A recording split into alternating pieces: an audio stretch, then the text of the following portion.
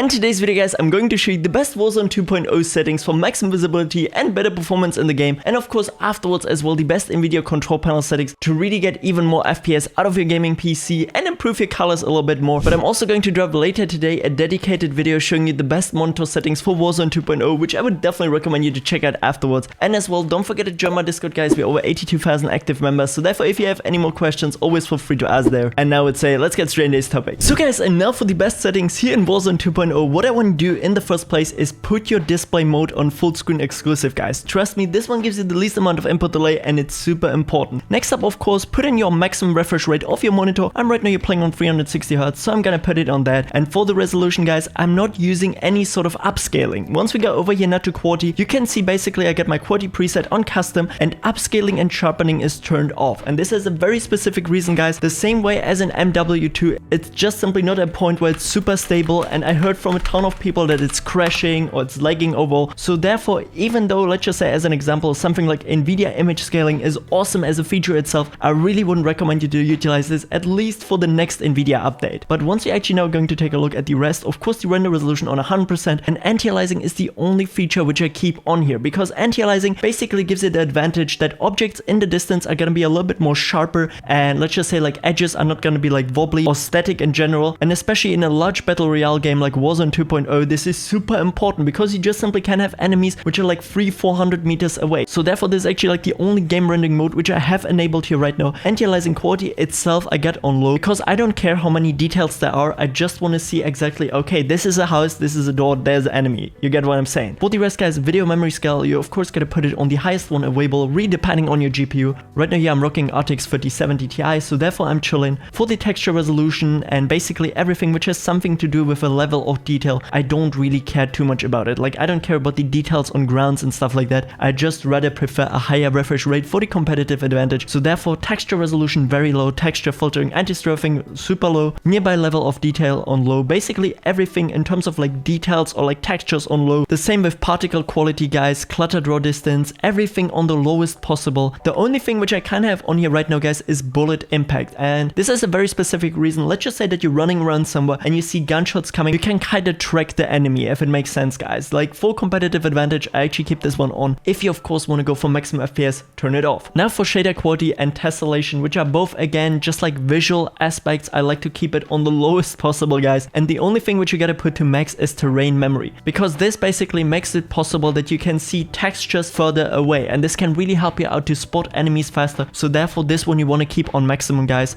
On demand texture streaming you gotta put to off, because if you put this to on, you're gonna get a lot more high quality textures, which of course is also gonna decrease your FPS. So therefore we kind of keep it like that. Now next up, streaming quality we gotta put to low, guys. Volumetric quality as well, this is just lightning, again like a visual aspect, don't care about it, put it to low, guys. The same with deferred physics quality and water caustic, you gotta really put it to the lowest possible, guys. It doesn't make a difference. And as a small tip, putting your water on the lowest one is actually only gonna give you advantage, because it's gonna be so much easier to see enemies while swimming. Now for shadow and lightning, guys, I like to really keep as well everything on low or basically off, because I don't care about it. It's only again like a visual aspect, it's not gonna give me any advantage, and even the lowest level of shaders is still gonna tell you if an enemy is maybe around that corner or not, you know, if you're trying to play for that competitive aspect. Then next up we have screen space reflections, static reflections, and weather grid volumes, and again, guys, everything on the lowest or simply off, don't care about it. Now for post-processing effects, guys, the only thing which I keep here actually on is the Nvidia Reflex low latency mode, because this one provingly can give you less input delay. But I'm also going to show you afterwards, just in a second, in my Nvidia control panel settings, what you have to apply to make it even stronger. For the rest, motion blur, you of course don't want that, guys, because why would you want your game to be blurry like for no reason? You're literally putting yourself at a disadvantage. And with that said, we're already done here, and now let's hop straight up into the best Nvidia control panel settings for Warzone 2.0. And if you guys are struggling with high ping in Modern Warfare 2 or Warzone, or your favorite game in general, or you have super high input delay, guys, I can only recommend you NoPing. NoPing is an amazing tool which you can utilize, and you can see you can basically select for over 1000 supported games the server in your near with the least amount of ping. On top of that, you can also go in the settings and enable this turbo games mode, which will give you less input delay on your keyboard. We also have an FPS boost feature with some of the best tweaks you can apply possibly to your PC, and they're all tested and safe. You can just simply apply them while clicking onto them.